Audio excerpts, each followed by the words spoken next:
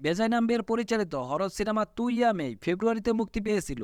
সিনেমাটিতে আদর্শ গৌরব র্যাব জগতের মূল চরিত্রে এবং সানায়া কাপুর মিস বেনেটির চরিত্রে অভিনয় করেছেন, যিনি সিনেমাটির গতিশীলতাকে রূপদানকারী একটি বিপরীত শক্তি নিয়ে এসেছেন। আমরা এই ভিডিওতে সিনেমাটি রিভিউ করব, চলুন তাহলে শুরু করা যাক। আলা ভাইরাল হওয়ার জন্য মিস বেনেটির সাথে একসঙ্গে কাজ করতে চান। কৌশলগত সম্পর্ক হিসেবে যা শুরু হয় তা শীঘ্রই আরও বিপজ্জনক কিছুতে পরিণত হয়, যখন তাদের দুঃসাহসিক ভ্রমণ একটি কুমিরের বিরুদ্ধে জীবন মৃত্যুর যুদ্ধে পরিণত হয়। ঘটনার এক মর্মান্তিক রূপ নেয়। এই জুটিকে ২০ ফুট পুলের ভেতরে আটকে পড়তে থাকা দেখা যায় এবং একটি হিংস্র কুমির আক্রমণ করার জন্য প্রস্তুত থাকে। তারা কিভাবে বেঁচে থাকার চেষ্টা করে সেটি হচ্ছে গল্পের মূল বিষয়। তার সাথে প্রেম এবং সম্পর্কগুলি শুরু থেকে নিঃশব্দে চলতে থাকে।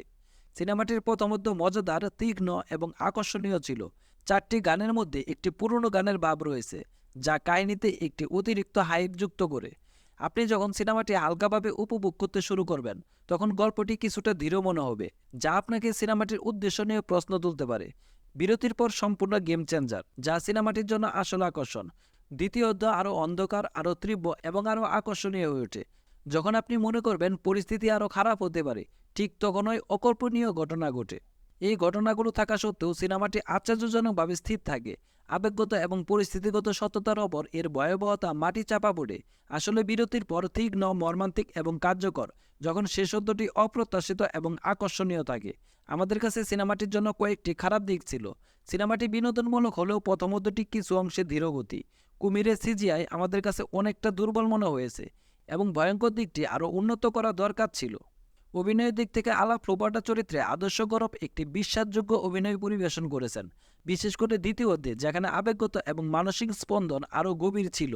অন্যদিকে মিস বেনেটির চরিত্রে সায়ানা কাপুর শালীন ছিল এবং কৌতূহলযুক্ত করেছে। সবশেষে তুই আমি শুরু হয় একটি মজাদার, অদ্ভুত যাত্রা হিসেবে। তবে শক্ত অবস্থান খুঁজে পেতে কিছুটা সময় লাগে, কিন্তু একটি আকর্ষণীয় দ্বিতীয় অধ্যায় ছিল।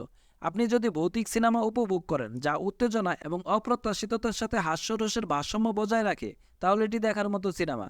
এই সিনেমাটির জন্য আমাদের রেটিং হচ্ছে 3 আউট অফ 5। ভালো থাকবেন সবাই।